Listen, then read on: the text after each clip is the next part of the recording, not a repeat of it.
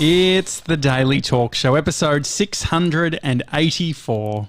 Welcome back to the show, Pete Shepherd, coming to us live from Elwood.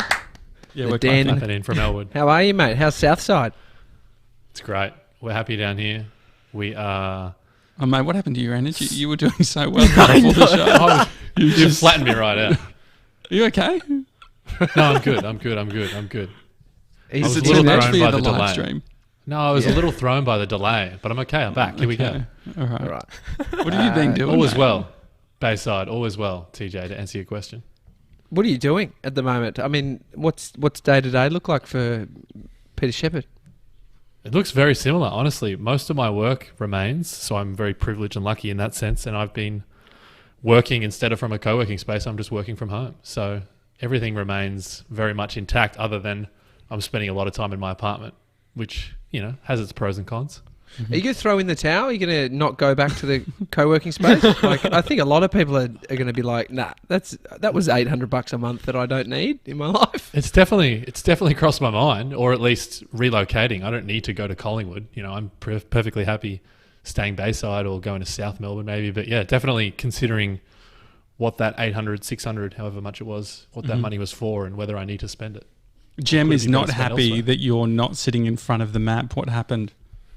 The maps, I'm looking at the map. I actually wanted to get more of a global view as we were talking, so I'm staring at the map. But I've got New York in the background, Jem, if you want to see New York. Yeah, So- yeah.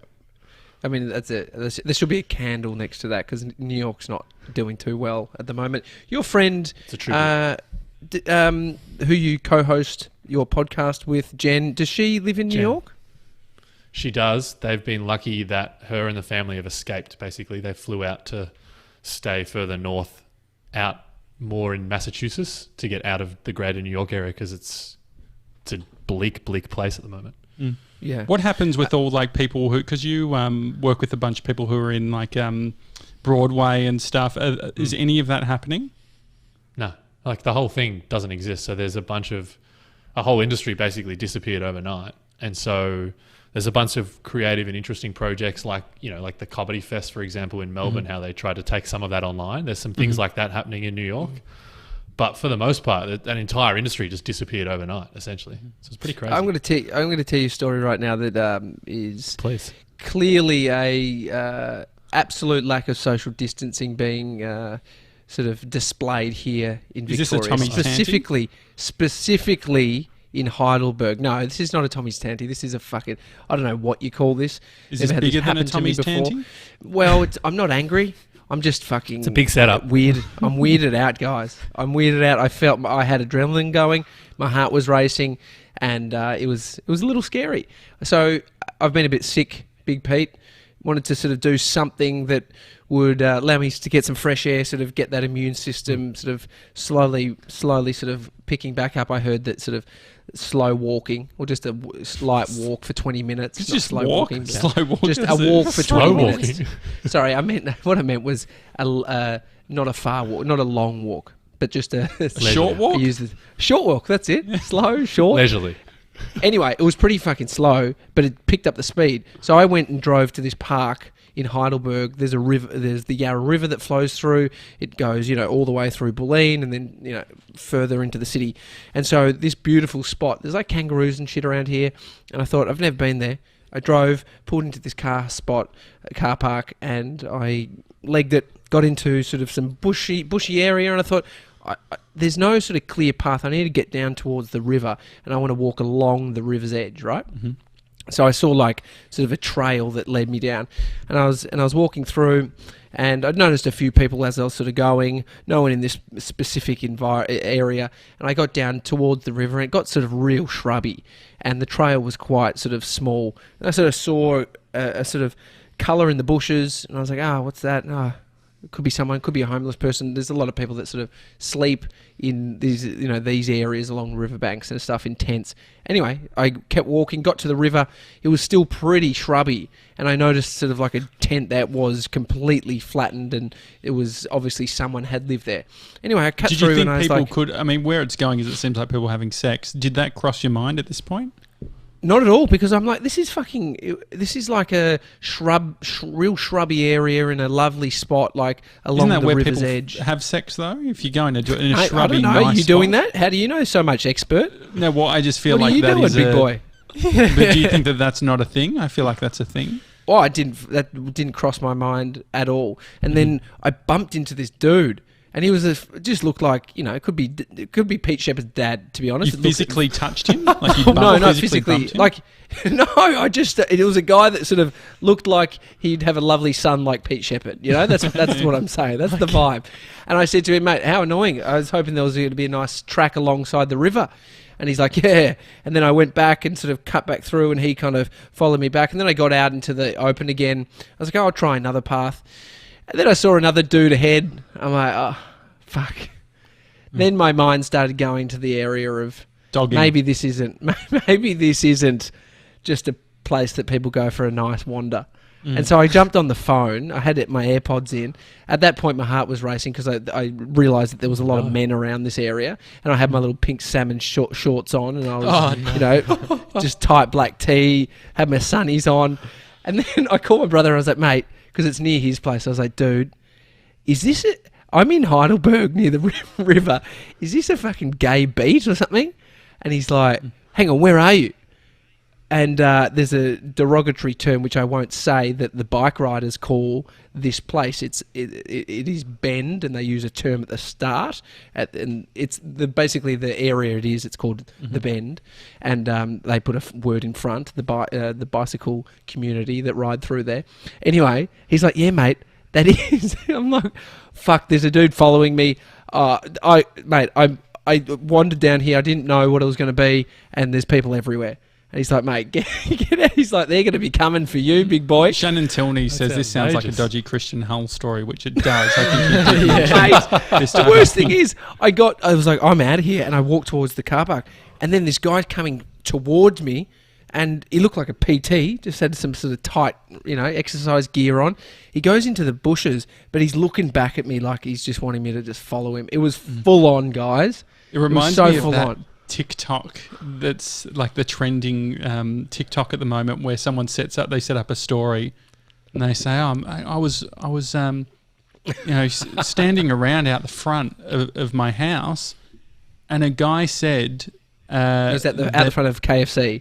Yeah, they're all different. But this, like the people are doing different versions, but they're like, and he said that if I sucked his dick, he'd give me a pencil. Anyway, it's disgusting, but he went over that way, just over there, and you see that you're holding the pencil. It's like the Macca's. Dude. Do you tagged me in a? What did you sent me a Macca's one or something like that? Yeah, there was the KFC one. There was like it was KFC. Yeah, there's a lot of ones where it's a lady says, this guy came up to me and said, if you show me your tits, I'll give you a chocolate bar. I said, what? He said, yeah, you show me your tits and I'll give you a chocolate bar. Anyway, he went over there and she's got a chocolate bar. It's very funny. It's good TikTok. I've seen a similar one with toilet paper as well, when toilet paper was in demand. There was someone that did it with the toilet paper as well. Yeah. Oh, dude. What are you consuming, Pete, in regards to content at the moment? Actually, less than normal. It's really interesting. I'm finding I'm listening to less podcasts. I'm consuming less audiobooks, but they would still be the two main things I'm trying to consume, podcasts and audiobooks. And just for some reason, I'm consuming less. I think maybe because I'm not commuting as much. Like, it doesn't take long to walk from my bedroom to my study. So I don't need to put a podcast in that sense. So it's still just kind of the same, but less. Yeah. Okay. What about news? None at all. No, I haven't watched that Tiger show that everyone's talking about. I'm like, very this is the pushback. Tiger, what is your pushback on Tiger King? I don't have any interest or any time to sit down and watch that show. It doesn't bother me. It doesn't interest me. Well, then what are you doing at night? You're at home. Yeah. You've just cooked dinner, probably beans and chicken. Well, he's a COVID couple. Rice. He's now in a relationship. He's got a girlfriend. Yeah, I have. Yeah. And so is that taking your time? Oh, no, it's only like a couple of nights a week we'll hang out. But the other nights, I don't know, I'm having my dinner And I think listening to a podcast, TJ, I'm still just listening to podcasts. I don't sit down and watch Netflix. It's just not a thing that I do. So you don't Netflix and Yeah. like, so that's not a thing that you do as a couple.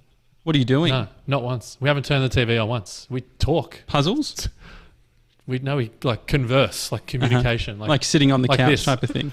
like dialogue. Yeah, like, That's like lovely. having conversation. I don't know. Like That's Sevs, lovely. can you relate? Can Sevs relate? He's been talking to someone recently, hasn't he?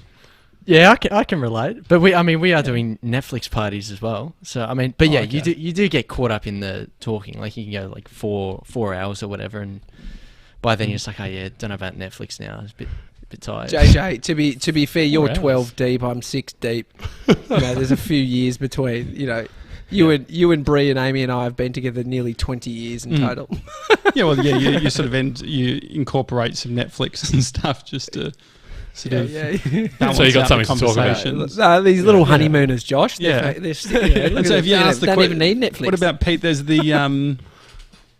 the questions. Have you used any of the questions I've been posting on Instagram? I committed to you that I would try a few, and I have. I've experimented with a few. Some of them were great, some of them not so much, but there was a couple that were all right.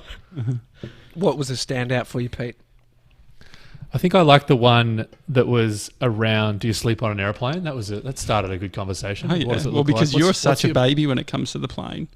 What's your behaviour like on it? Hang on, why am I a baby on the plane? Well, you what are you only basing fly. that on? Up at it You're today. either flying at the front normally.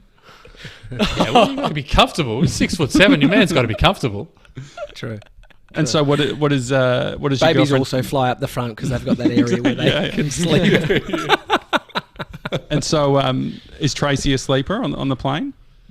No, we uncovered that she's not, unless if she's had some sort of Xanax or something to knock her out, basically. So it's more of a sitting up, conversing type situation for when, if and when we're allowed to travel. Yeah. Do you think that there's a difference between if you're getting into a relationship during a lockdown? Don't you think that potentially it's like when you fall in love on a trip to Hamilton Island? Do you think that you're going to get this sort of COVID-19 version, and then you're going to realise that you're completely different people? I think it's the opposite than the Hamilton Island situation, because what happens when you're on a holiday when you meet someone is that everything is sunflowers and rainbows and you're on a holiday and you're in a great mood. Whereas what's happening in the middle of COVID is there's like nothing to do. There's no interesting experiences to go and get. What's going on here? Is that too much? That's really Chris. What's happened, Pete? Tell What's the that, a audio 3 out of listeners. 10? So We've yeah, got there is the an exclusive. I did sort of do the current affair style thing, which is an exclusive graphic, which I thought could be funny if I felt like we were getting an exclusive. I wasn't sure if that was just on my end, and I was like, I'll just keep talking. To be honest, I didn't even know Pete had a girlfriend. That was the exclusive to me. I hadn't heard that. So, Oh yeah. just on, we don't have to get into your relationship, but I was listening. Chris D'Elia, who's a comedian, who's got a new Netflix special out. Pete, you wouldn't know about it because you don't watch Netflix, but it's really great if you wanted to see it. I think it's called No Pain. He's pretty private, but he has a podcast and he does stand-up shows, so he does reveal a bunch about his life. But I just heard him talk today on Joe Rogan's podcast. He's like, "Yeah, I had a kid 2 months ago." What the fuck? Never heard that he even had a big partner. news. And he's had a kid, and they were talking about it. Obviously, him and Joe have talked about it, so it was kind of like there'd been all this preamble before, as you do with your mate. But then it was just at this point, it is a weird thing. I mean, relationships are very public these days, thanks to social media, podcasts, Josh Janssen. Yeah. It's how do you feel? Are you a private guy? Do you think, Pete? Usually, yeah, I would say that I am. And what's interesting about the circumstances of COVID is that, like, we're probably going to, if and when everything gets lifted and all of a sudden you're out socializing with your girlfriend who you've been with for 6 months, and everyone's going to be like, wow, this is new and fresh. And you're going to be like, no, it's not. This has been happening for 6 months. So, like, that behind closed doors element feels a lot more amplified at the moment because everyone is literally behind closed doors. What about with your clients? So you coach people where it's, you're putting them first, you're trying to help them, but how do you make a decision to, I guess it's like a psychologist in some degree, you are just less educated, to be honest, less study, but I love you, Pete. Mate, I was a Thanks, Cert mate. 3 life coach. Absolutely no business life coaching at Are 20. you saying that you've got more 21? coaching qualifications than Pete? That's what I'm hearing as well. That's what I'm hearing. Jeez, I'm copping it today. I know. Poor Pete. Really glad I know. committed to coming on. How often do you talk personally with your clients about your life and what's going on? Pretty rarely. It varies based on clients. Some clients I've been working with long enough where we're now just friends. And so it might be that the last little portion of the call or the meeting we spend just like catching up as friends. But for the most part, it's nothing about me and all about the client. So that probably feeds into your point of everything is probably a little bit more private just by the nature of my work is I don't need to sit around and talk about myself because that's not what I get paid to do. Mm-hmm. What's the deal in regards to announcing relationships? Like, I feel like it's easier potentially when you're younger, you update your Facebook and it's all public. But with something like this, like you can come on a podcast and I can do it for you. But like, You kind of did that for me, didn't you? Yeah. What's the other options? We intentionally messaged a few friends, which it would be the sort of thing that would come up in a conversation if you were all out or you saw each other, but we can't do that anymore. So we intentionally messaged a few friends a couple of weeks ago and just let them know. And so was the that process. weird? Like, And then did you do it like... a little Did bit? Tracy Like send it to some, you send it to others? Is it a group iMessage? What's the... it was kind of like a group iMessage. You know how I feel about those. It was like there was a couple of moments where you're sort of trying to give someone a hint. Oh, like what's been going on? Who have you been hanging out with? And then they don't really reciprocate or ask the question. So you're like, oh, okay, well that's a missed opportunity. So in the end, you just got to come out and say, I just thought you might want to know. This has happened. So it was a bit of a divide and conquer. I told a few people, Tracy told a few people, and now I just broke it on a podcast thanks to Josh Janssen. And we'll use it as a little snippet as well. I'm You can pretty send around. curious because I mean, when did I get with Amy? When I was 24 or something? I'm trying to work out, how old are you, Pete? 30? You're my age, right? 88? 30. Yeah, 30. Yeah. 89. 89. Yes. Do you say, do you want to be my girlfriend these days? Is that what you do? Do you want to be my Oh, girlfriend? yeah. How did it How does that work? Are we really going into this? So we have to Well, I'm all just like, we can all use this as an example for Sevs, who's... just for the exclusive graphic. This feels like it's going somewhere good. No. I probably could have just added this in post, to be honest. This is great. It looks better in real time though. We're happy. Okay, good. And so, yeah, how did So- it happen?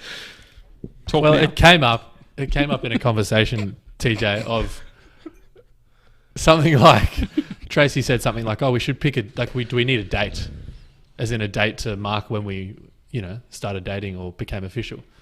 And I said, "Oh, yeah, I guess we do." And then she was like, "Oh, should it be last week?" And I was like, "Oh, yeah. I guess I should ask you first, though." So I said, "Do you want to be my girlfriend? Do you want to be my sidekick?" And she was like, "Yeah." And so we made it from that day onwards. So yes, I did ask, and now I'm cringing awkwardly in my chair as I tell you that story. This is So- great. I love No, that story. it's great. It's great. I mean, it's a better outcome than what happened to Josh and I. I asked Amy to be my girlfriend. She said no. Well, she said not now.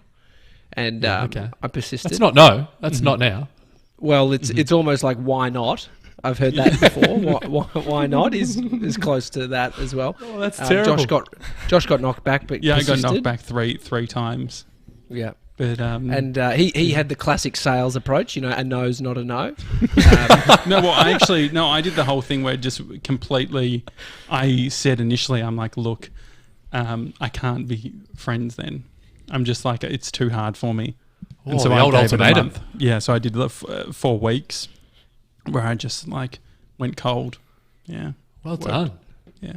Well done. It took a few months after that, Yeah. but yeah. No, Tracy said yes, luckily, so I didn't have to wait the Okay, 3 that's months good. or the 2 months or play hardball. Uh-huh. Yeah, solid. I feel like can I I, don't are we wanna allowed to, can I ask a question and be like, Yeah. is this something Yeah. that Sevs and Grace have talked about? Is this a conversation that's happening in these 4 walls, or? Yeah, we've had the conversation where we're a thing, which is which is really nice. There we go. Wait, is Run this the banter, exclusive? Josh. Go on, mate. Sorry, hang Get on, the Josh. banter. Hang on, sorry. Sorry. Come on, mate, quick. Hang on. Oh my god. Yes. Yeah, There we go. Grace and I are a thing. Yeah. What does that mean? So what does that mean? What does a thing mean? What does it mean? Well, no. So it Keep going. so it came up the other day in chat, and I was sort of calling it out just for banter, and Everything starts with just for banter for you, doesn't it? well, and Everything's then for banter. and then we went into it sort of just seriously and talked about it, and yeah, she's great, she's heaps of fun, and so yeah, we're now dating. Yes. So Oh, your this is boyfriend, fucking boyfriend and Jesus girlfriend. Great. This is honestly the first time I'm hearing it, and I'm Scooter says good bit banter, Mason. yeah. Oh my god. Lyndon, good banter. People are loving it. Going steady. Right. Says- God. Going When steady. the banter's this is that great. strong, this is amazing.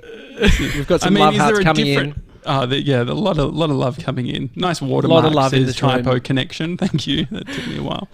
Jeez, this is Harry wants to know: is it Tracy, the voiceover from 9 News? Do you know? Does Tracy do the voiceover? It's not. No, it's not. Sorry, Harry. Are you sure that's voiceover, Josh, or is that just her last name, Tracy Vo from 9 News? Oh, maybe it is. Yeah, maybe I was wrong. I don't think it's VO. I don't think it's Tracy voiceover. Vo. Tracy Vo. I just feel I like don't think it's it's Tracy voiceover. has it got a slash between the V and the O, Josh? Because that's No, usually how they you didn't, know. no. No. She's a journo, Tracy Vo. I'm so sorry. Tracy Vo. It's not Tracy It's Vo not Tracy either. Vo. This is great. This is Shannon so says, how great, lots of love This is to huge. Pete and Sevs.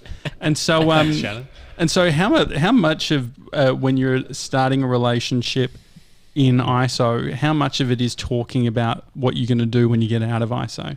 Starting with you first, Pete. Me first? Okay. Yeah. It's Right there with like the a percentage-wise? I just saw TJ grab a TJ's tissue. What crying. the fuck is going on? Fuck off! I was blowing You okay, my TJ? dog. Are you okay? I'd turned off the audio emotional. too, but he cuts to me visually. It's fucking Sorry. ridiculous. Yeah, go on. He was getting emotional. Yeah. It's crossed our mind. Like we've talked about it a bit. Like, oh, are we going to go on a?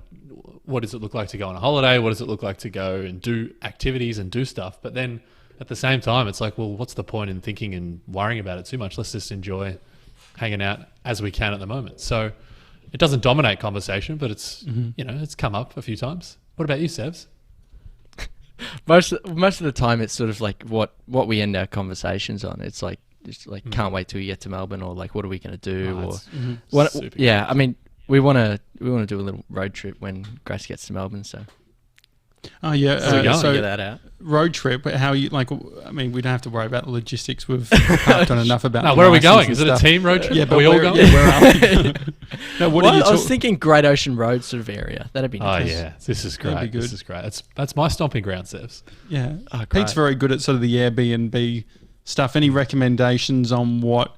Are you going to get an Airbnb? Is that the idea, Sevs? Yeah, that's the plan. Yeah. Okay. I think Y River might be good for you, Sevs. I reckon just Oh. pop down to Y River.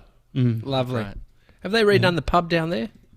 Yeah, the pub's looking good. The cafe's fantastic. You got a few walks. You got a nice beach, Sevs. You'll love it. So will you, Great. guys. Right. That so was were you, Pete from Josh. Visit Victoria. And Josh. That's great. That's great. Hey, Pete, have you shifted any of your thinking? I mean, your world hasn't kind of changed, so I'm thinking maybe no, maybe it's a no, but around sort of ambition, where you want to take your career and what you're doing.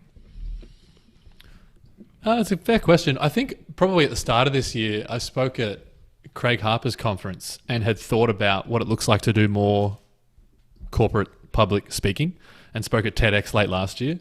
And so I was leaning into that a little bit. And obviously now that is like not a thing, as in speaking in front of crowds and audiences. So I've essentially taken that from my list of things I'd like to do more of, and then instead tried to refocus and build and create more and lean into, honestly, the online learning experiences, which I've been lucky enough to be doing for 3 years. It's now just, what does it look like to do more of it? What does it look like to work with Seth a bit more and work with Jen a bit more and do more of the online stuff and less of the leaning into the talking and the sort of face-to-face stuff. So it's sort of changed, but it sort of hasn't. Does more people being on Zoom change things for you? It does in like really subtle ways, in that the barrier that people have. Some people initially have a bit of a barrier to Zoom, like, oh, I don't know how to use this. I don't know how to work this. This is weird. How does it work? Now it's just like everybody gets it, which is kind of cool. And along the same line, everyone is now an expert on Zoom, which is always fun and interesting. Whereas in the past, people are like, oh, it's new and exciting and like, this is great. But now everyone's got an opinion on how to use it best, how to use it properly, what it looks like. And so there's some interesting nuances that come with that for sure. And just know that if someone is delivering that statement and they do not have a microphone plugged into their computer, don't fucking listen to them. If they've got headphones on and they're talking through their AirPods and they're giving that advice, don't listen to them. What's the? Do you have any little Zoom hacks or any, like if you're doing a because you've done things like breakout rooms and shit like that. If people want to use Zoom beyond the standard thing, what's some easy things you can do? I think that breakouts is a great one. So what I think about is the thing that's happened a lot at the moment is people are trying to replicate things they were doing in person on Zoom, and it's just not a good idea. What you should instead seek to do, in my opinion, is leverage the technology to do something better or different.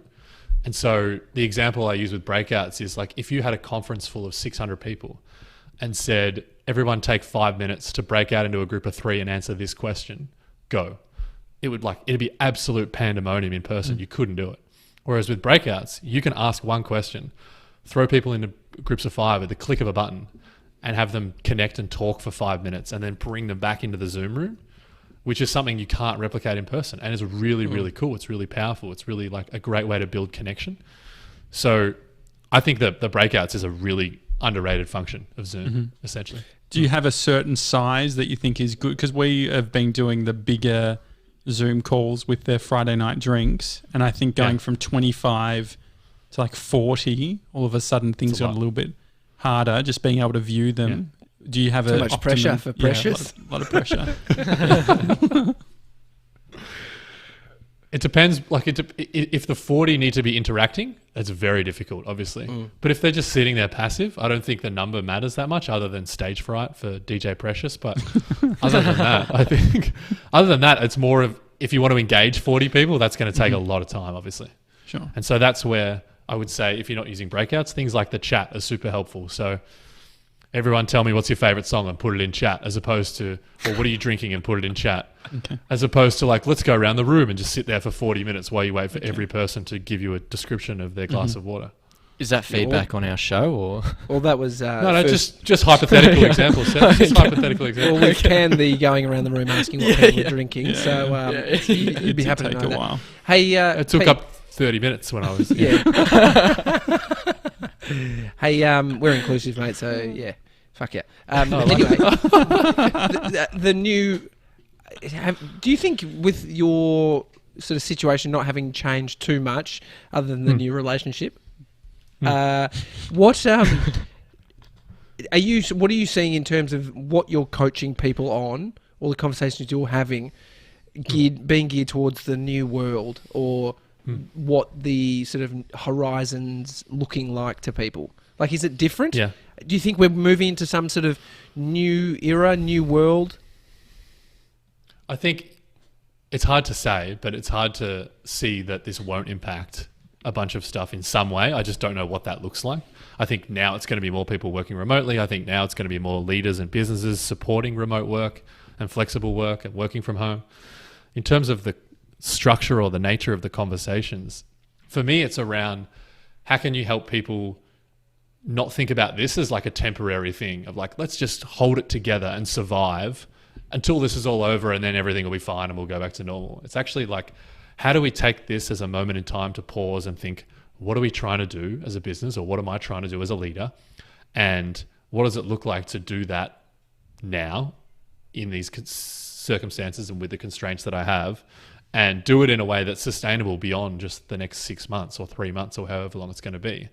So it's more about how do we set ourselves up to sort of thrive and level up, if you want to use that verbiage, as opposed to just survive and exist until we get to the other side. It's like just more of a posture of like using this time to move forward as opposed to like remain stagnant. So does that mean that are you looking longer term or shorter term than you were, say, 6 months ago?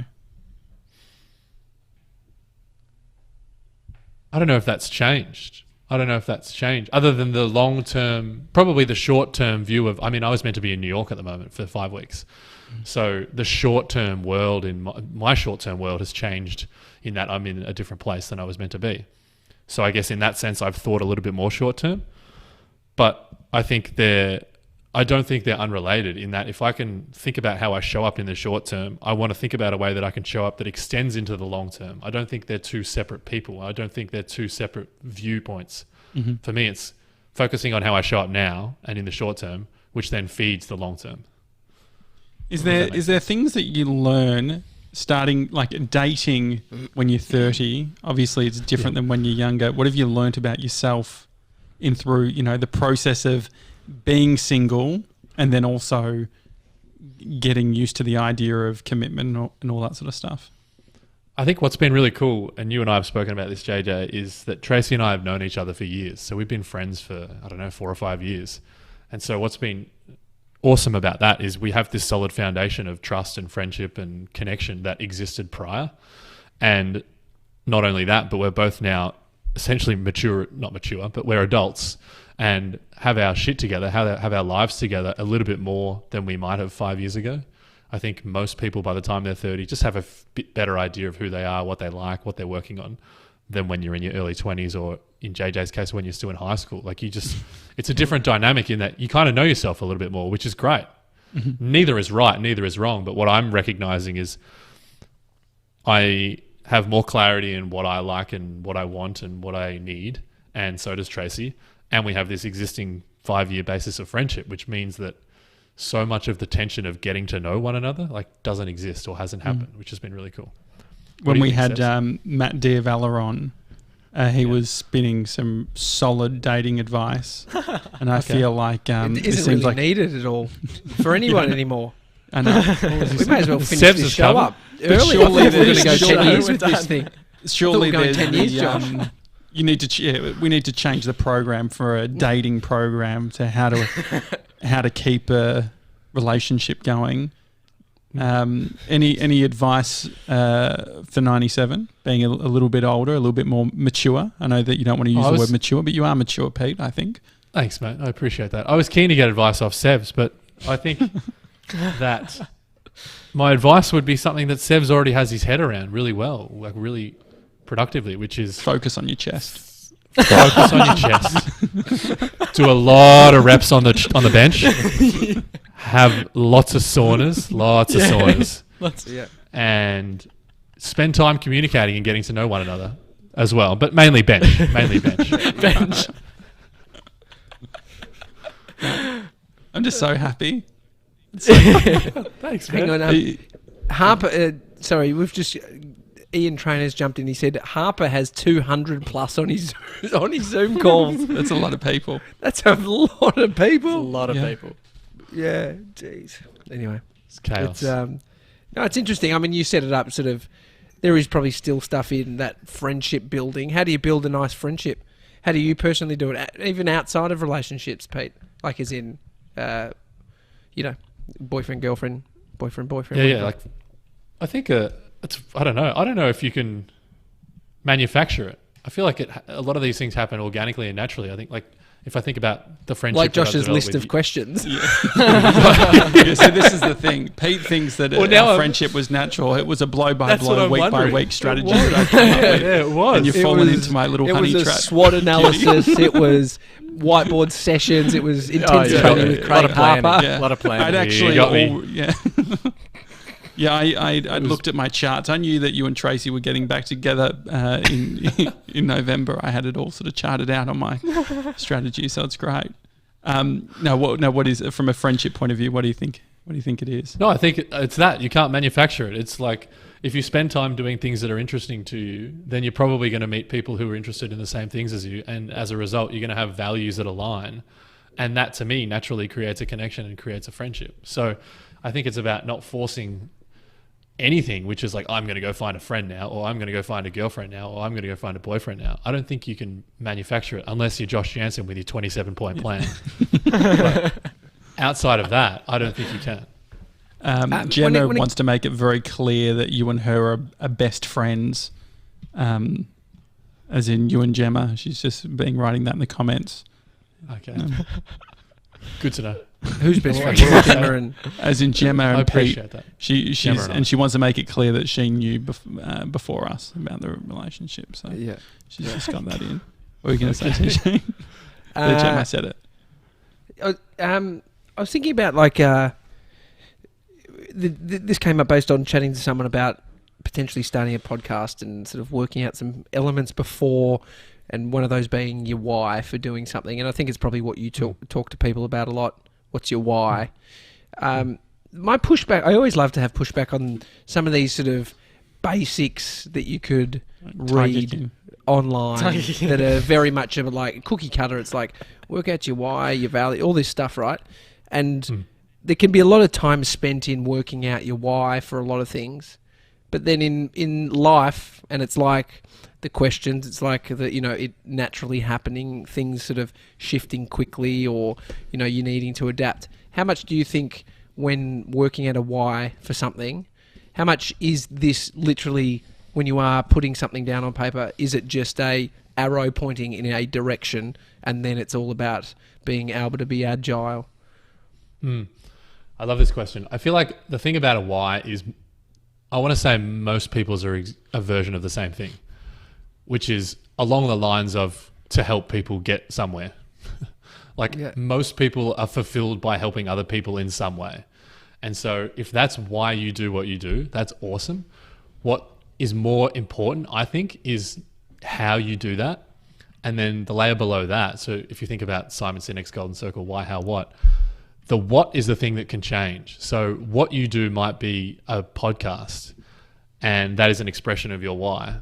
But over time, you might recognize that the podcast is not actually the thing that you want to do anymore. And you and Hamish, and you guys talked to Hamish about this, I remember hundreds of episodes ago, about it might be that you get down the path and realize maybe it's more like a YouTube channel, or maybe it's more like a business that you start that does something else. That maybe it's more like a current affair where we're running, exclusive things over the top. You know, it's really. I don't know. With Tracy, about why I don't know.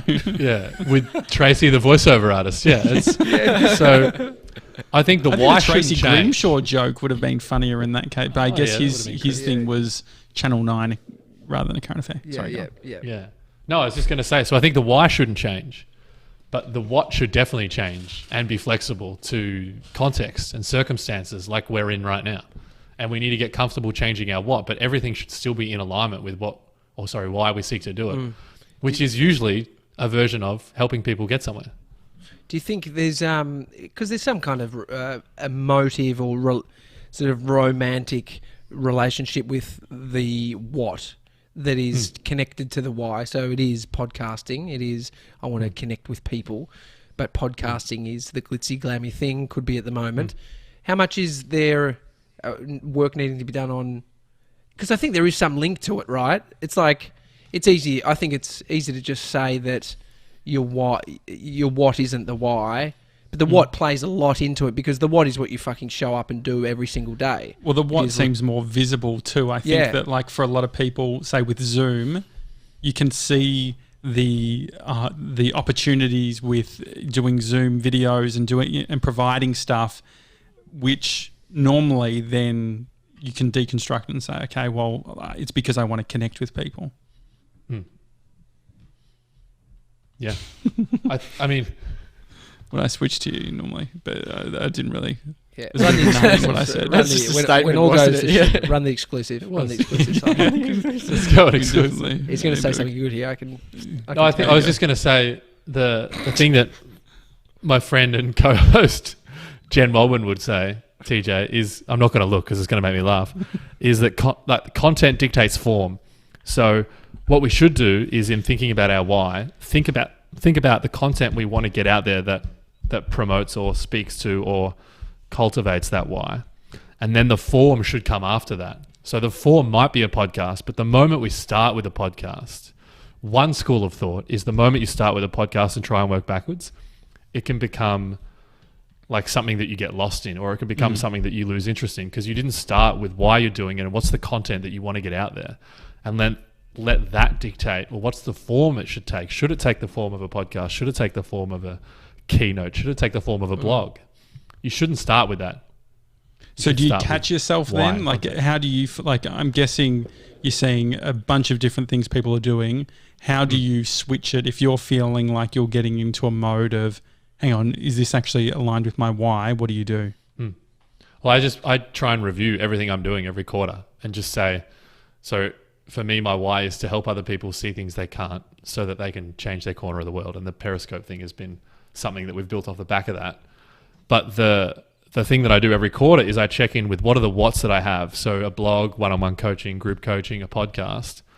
Do they still serve me in that there's something that I want to do and I'm interested in doing? If so, cool. And then do they still serve my why? And then if so, cool. If not, then I'll seek to like change or pivot. I don't like the word pivot, but there we go. It's in everyone's vernacular at the moment. But like, can you change that up based on how you're feeling at the end of a quarter? It is unprecedented times, Pete. Feel free to use Pivot. It's fine. I mean, yeah, It's fine. pivot is very much. I see the pushback because it's the same sort of pushback around the Tiger King stuff, really. It's the mainstream. It's the obvious Pushback one. is that pivot without purpose is pointless. So the point is you should pivot with purpose. You don't just pivot because everybody's pivoting. You pivot because you've sat there and thought, what was it that I was trying to do? What is it that I'm now trying to do? And does it require a pivot? So for me, I went through the process of reviewing everything that I do because everyone around me is like changing everything that they do.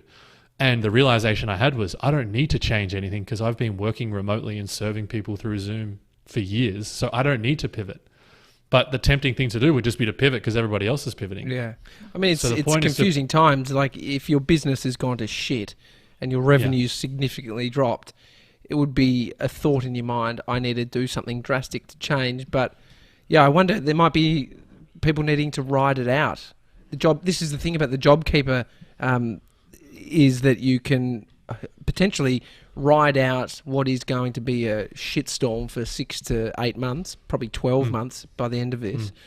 And so maybe you can come out the other side with not too much of a different operation, but obviously just sort of adapting along the way. But yeah, you're right. It's a good point. The people sort of, you see, and I think it's noisy because people in marketing and people in, social media marketing are talking about helping businesses that are in that disaster mode, have lost the revenue.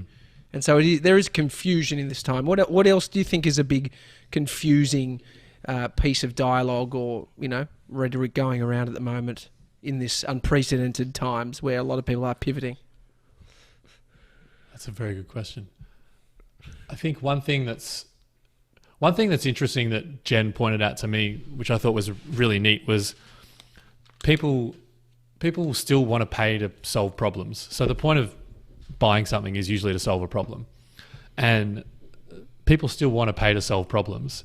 But the point is everyone's problems are now changed. So if we're still trying to solve old problems and get people to pay for them, then we're probably not going to succeed because people don't have those problems anymore, so they don't want to pay for them. So if we can pause, I mean, you and I and everyone in this call has joked and spoken a lot about what's it for and Seth Godin and always asking that question. Like now more than ever has that question become more relevant because now it's like, what is this for? What is the problem that we're trying to solve? I bet it's probably different to the problem we were trying to solve 3 months ago. So what does it look like to solve that problem now? I think, again, there's too many cases where people are trying to solve the same problem they were solving 3 months ago, but just do it through Zoom, and it just doesn't work. So what happens with something like the AFL, like football, that it's, like it's solving a clear problem, but they actually can't solve that problem? Where do you sit on? Do they find a new problem to solve? Is there a different way of solving the same problem? I think, in a micro way, they're probably doing that. So if AFL was all about sport and entertainment, then how do you provide people sport and entertainment? Given the constraints that we have, you can't play, so you probably just show old games. You probably still have all of the footy shows, which are still going, and they're still talking about things that are happening in the footy world, and their AFL Instagram accounts and the club Instagram accounts are playing old highlights because they're trying to entertain. Is it interesting for you as someone who is a supporter of footy? Yeah. I don't find it interesting at all, no, but I'm sure there are people that do. And so And what is I the don't- solution? I don't necessarily trust his opinion. He hasn't even seen Tiger King, one of the greatest docos. You know, he's just pushing Have you back on turned it. on your TV in the past 2 weeks? Are you too busy I having put on- conversations, you prick? I put on YouTube. I put on YouTube earlier. Actually, I had YouTube on. What'd you watch? The Daily Talk Show, obviously. Oh, great. Great. Perfect. Oh, I that's caught nice. up on your shit just before this too, so I know what you did. What did you learn, TJ? What was your key takeaway? Mate, you have a nice... Like, when did you redo your site? That was like 6 months ago. A little while ago. Yeah, a little while ago. It's great, though. No, I'm sure I've checked it. I'm sure I checked it last time you were on. Thanks, mate. Which may have been the time that you've changed it, but I just liked it. I like the video of you looking down the barrel, talking about your coaching, one-on-one Oh, yeah. stuff. I just like it, Pete. Since we've met you, mate, I think it's you're offering just like what you've done and what you've cemented yourself in doing is very commendable, mate. It's great. Thanks, man. I appreciate that. No worries. I always feel calm. It's you, Craig. There is a calming nature. Seth Godin. I feel better after talking with you, and I think it's just the vibration. It gets my heart going when you start speaking. It's just very on deep, heart you know? rate, how's your whoop since being in ISO? It's interesting. We had a little isolation walk this morning, Josh and I, 2 meters apart. Yeah. And my whoop was pretty happy with that because I haven't done a great deal of long walking. And so what's the So- whoop saying? Is your heart rate changed? Is your sleeping changed? What's interesting is my whoop is saying there's a fair bit of anxiety in the air. Like it's noticing that my heart rate has spiked, my heart rate variability has gone down, and both of those things correlate to more stress. And so Really? what Like I'm variability is, going down means that you're more stressed. I would have assumed Yeah. that higher variability of heart rate would. so you would want point- you want high variability with a low heart rate, resting heart rate. Oh, interesting. Yeah, and Fitter so you at are. the moment I've had a bit of the opposite. Yeah, the fitter you are. And so Sevs, to answer your question, that's the thing I've learned. My sleep has been pretty good, but my recovery scores haven't reflected good sleep because heart rate's been higher, heart rate variability's been lower, which means anxiety, stress. Mate, and I think that's tell you what, probably just because of the time. There's nothing like falling in love to get your heart pumping, buddy. You know what I mean? Is there Jeez. anything that's changed, Pete, in regards to like what you care about and like being in a relationship? Anything? It's just any perspective shift. I mean, plenty. I think that I was pretty comfortable and content and happy with the life I was living. And then you learn that you can become more happy, more content and have more fun when you meet someone that you enjoy spending time with and building a relationship with. So it's kind of just taking everything that was already good and making it even better. And that's been really cool. And I've seen that with you guys and your relationships and now Sev and Grace. And so now it's cool to have that as well. Right, if Sevs can make it happen, anything's possible. To Yeah. be honest. It really does. I mean, It's it was really about as glossed over, likely that. as a fucking Glossed over. pandemic. It's a lot of unlikely shit happening. Yeah. I mean, we're I looking like for it. silver linings. We're looking for silver linings in this shit, and we've found one. A love story, a real love story. mate. Jesus. I feel like So definitely there's going to be films that are based around the whole pandemic stuff. Yeah, Pete won't watch them though. They'll be too good, too popular, too pop culture, baby. Yeah, it's very true. Pete, are you doing your labs, your learning labs? Yep. So we're doing a monthly learning lab still through our podcast, the long and the short of it, which has been really fun. They're great. And so you pick an episode and then do like a theme around it? Yeah. So we pick an episode and the idea is we turn listening into learning. So we build a mini lab or workshop using Zoom and it goes for 60 minutes and we just sort of run them once a month to our listeners. And so we've run 2 now. We had 40 odd at the first one and 30 something at the second one. And yeah, they've been awesome. How do you get amongst it? They're on the website, thelongandtheshortpodcast.com. You can find out everything you need there. Thanks for the Sick. plug. No worries. Thank you, Pete. You've made our day. Now go and are you going to have dinner with Tracy or what's the plan? No, we had dinner last night, so I think tonight might just be a do your own thing kind of situation, and then we'll. Okay. we'll You're doing catch like up one again day tomorrow on, night. one day off type of thing? Is that the... Not really, but I think that's just how it'll play out today. Okay. What a different Yeah. time, Josh. What a different relationship, you know what I mean? Imagine if that was tonight. Yeah, Still my own I thing. mean, you've got the tent, TJ. It's very similar. True. Just you and your peachy coloured shorts down. I'm just going to go for a walk down. Down in Heidelberg. Oh my god! Never again, boys. That was confronting. How long did that exclusive take, Josh? Just quickly, that to create it? Not that to create and run it across. Well, because the other thing too is I quicker than you sealing the deal with Cash. Let's be honest. No, I was. No, I thought about it because I was like, I wonder if Pete's going to be okay if I bring it up. I'm like, if I do it in a tasteful way, I think it'll be fine. And then if it backfires, I've got the exclusive graphic. Yeah. And so I probably spent half an hour. And I played it to George. And that's why George in the comments saying it took me a while to get to the gag. Because to be honest, when I was going to play it way earlier, but I panicked just because I was I was nervous about the whole thing. Nervous. And so that fucked me. But anyway. Shannon's just said, Pete has calmed me right down this afternoon. Had a rubbish day, but I feel quite soothed after listening to Pete. Well, that's nice. Thanks, Shannon. She also says Pete momentarily has the same mid-forehead vein that Mason gets when you grill him about Grace. Which it's a prominent now. Yeah, you got a bit of it. There it is. It's the love means vein. you've got more blood in bench. All the benching. I love it. It's a Daily Talk Show. Thanks, Pete. Thanks for having me, guys. See you later. Catch you. Have a good one.